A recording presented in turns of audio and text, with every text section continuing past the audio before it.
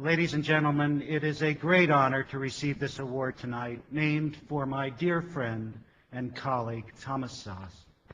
As Thomas Szasz wrote years ago, the only true political virtue is obedience to authority, and the only true political sin is independence.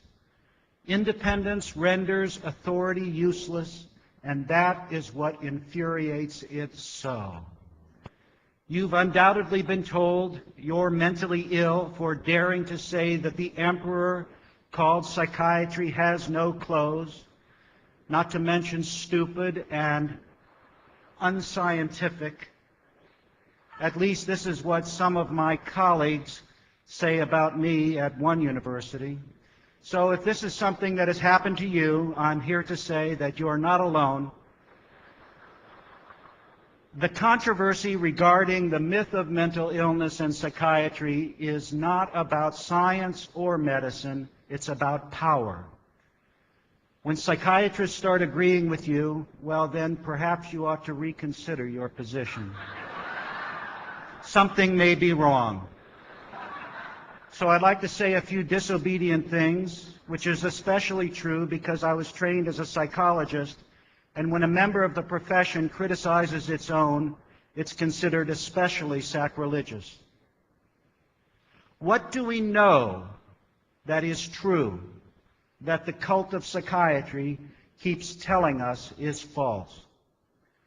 First, the idea that there is a known brain lesion causing mental illness. The truth is, we cannot tell who is mentally ill and who is not by looking at pictures of their brains or analyzing their blood. Psychiatrists had to invent their own book of diseases because pathologists would have nothing to do with them. It's called the Diagnostic and Statistical Manual for Mental Disorders, the DSM, a great work of fiction. What's the difference?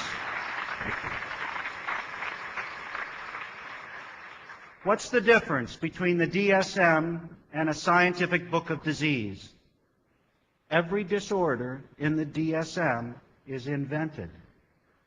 Every disease listed in a pathology textbook is discovered. Real disease is found in a cadaver at autopsy. Mental illness is not. Mental illness refers to something that a person does. Real disease refers to something that a person has. Consider this yet another way. It takes one person to have a real disease. It takes two people to have a mental illness.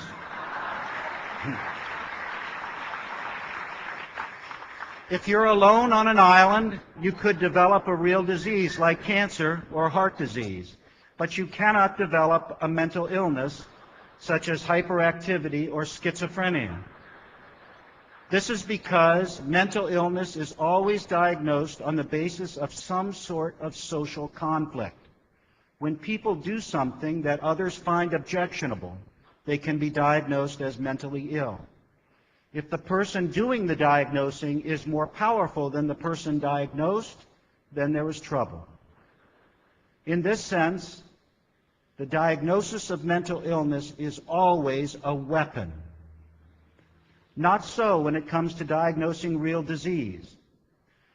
Think of how, when people get angry with one another, they inevitably resort to some kind of diagnosis. They say, "You're crazy. You're mentally ill. You're paranoid." Can you imagine somebody getting angry with someone and saying, "You have diabetes. You have Parkinson's disease"? Social conflict has nothing to do with developing a real disease. You don't develop diabetes because someone doesn't like the way you think, speak, or behave. You have to have someone else present to judge that your behavior is morally good or bad in order to have a mental illness. So diagnosis is a weapon, a tool people use against one another, especially when there is some kind of power conflict present. And what of treatment? Treatment for mental illness is punishment. Look at our criminal justice system. When someone commits a crime and a psychiatrist is in the courtroom, a defendant may go to a mental institution instead of a prison. Can you imagine a judge saying, "I sentence you to treatment for your cancer"? I submit to you that psychiatric treatment is worse than prison. For in prison, they don't judge how long people should be deprived of liberty on the basis of what they think about themselves and the world. In a mental institution, of course, this is the case. If you don't think about yourself and the world correctly, you'll be punished longer. Psychiatrists love to say that mental illness is a real disease, just like cancer. The analogy between mental illness and real disease is not reciprocal. It doesn't hold both ways. Having cancer is not like being depressed. We don't shock people who have cancer to make them better, especially if they don't want to be shocked. Consider how melanoma, a deadly form of skin cancer, is a disease here as well as in northern India. If you have melanoma, does it cease to exist if you move to another country, another culture? Of course not. If you're wandering the foothills of the Himalayas and meditating for 15 hours a day, you may very well be called a holy man in India. Take that same person, have him walk across the grounds of the Washington Monument in Washington, D.C., and he's diagnosed a paranoid schizophrenic and committed to a mental hospital. What do you think psychiatrists would do if Jesus were alive today, or Buddha, or Mohammed? Bada bing, right into a mental hospital, injected with drugs to stop their crazy beliefs and speech. Psychiatrists today are the true grand inquisitors. They would crucify the holy men and women of yesterday in an instant. My father was sent from Nazi Germany to America in 1933 when he was about 15 years old.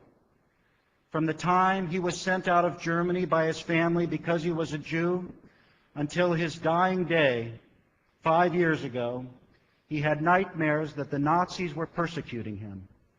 He fought against them his whole life, awake and asleep. I used to ask him, "Dad, what were people thinking in Germany back then? What were they thinking when they saw the Nazis parading about?" And he used to say, "Nobody took them seriously. Nobody believed they could ever have the power to do what they did. We laughed at them." Now, while I encourage you to laugh in the face of those psychiatrists who argue that 2 + 2 doesn't equal 4, know too that we must also take them seriously, especially when it comes to the harm they have done to people in the name of helping them. For if we do not, history will repeat itself. We are building a resistance to the psychiatric Gestapo. The Citizens Commission on Human Rights is an important partner in the fight for liberty and justice. That is why we are here tonight, and that is why we will be together tomorrow. Thank you.